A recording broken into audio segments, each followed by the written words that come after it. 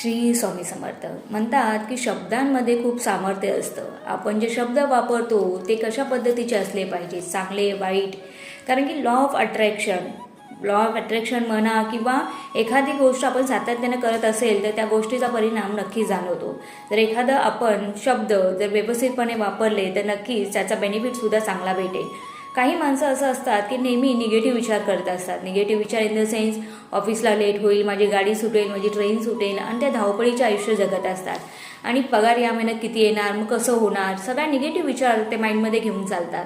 तर ह्याच ठिकाणी जर निगेटिव्ह शब्द आपण बोलत असो, त्यात निगेटिव्हपणे विचार करत असेल तर का नाही आपण चांगला विचार करावा. लॉ ऑफ अट्रॅक्शनचा वापर करा आणि जे पाहिजे ते मनामध्ये व्हिज्युअलाइज करा आणि चांगले शब्द वापरा.